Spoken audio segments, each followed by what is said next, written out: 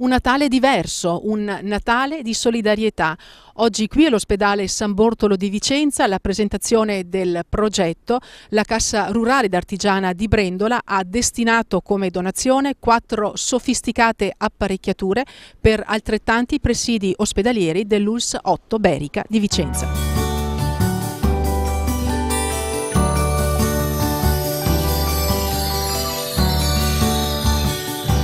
Un segno di sensibilità e di generosità da parte della Cassa Rurale Artigiana di Brendola, che ha avuto l'intelligenza e, ripeto, la generosità di donare strumentazioni assolutamente utili a reparti di diversi ospedali, quindi non è concentrato su un unico ospedale, ma è un segno che si dà sia all'ospedale di Valdagno che quello di Noventa, che quello San Bortolo di Vicenza, che quello di Arzignano, su diversi reparti, ma che dà il segno della partecipazione del territorio alle esigenze delle nostre strutture sanitarie. E la cosa che noi possiamo assicurare è che questa attenzione e, ripeto, questa generosità del territorio verso l'ospedale è ben riposta, perché i clinici, i medici e le nostre strutture sono assolutamente all'altezza per poter utilizzare al meglio queste donazioni.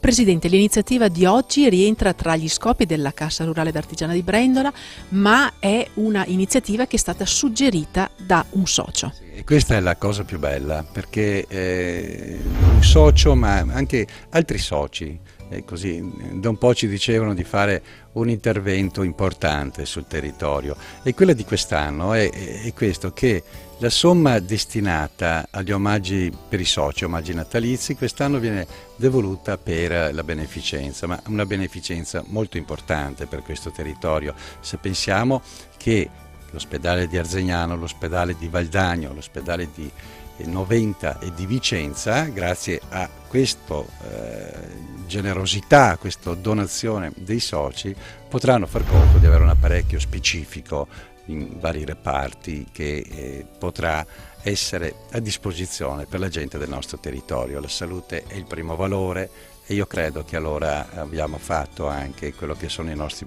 obiettivi, i nostri principi ispiratori, basati sulla mutualità e la solidarietà. Il valore complessivo della donazione supera i 100.000 euro. Per la cardiologia dell'ospedale di Valdagno la donazione ha riguardato l'acquisto di un laboratorio per l'esecuzione di test cardiopolmonari da sforzo.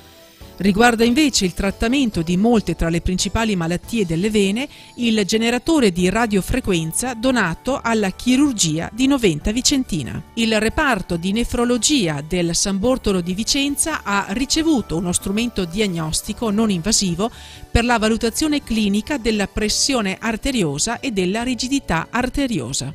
È invece dedicata ai neonati, e più precisamente ai nati prima del termine, la donazione destinata all'ospedale di Arzignano, dove arriverà in patologia neonatale una nuova termoculla con pareti abbattibili di ultima generazione.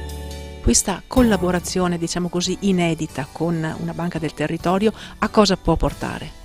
Ma noi crediamo che la sussidiarietà sia un elemento fondamentale quando trova un ospedale già dotato di buone apparecchiature e va ulteriormente ad arricchirlo con nuova tecnologia.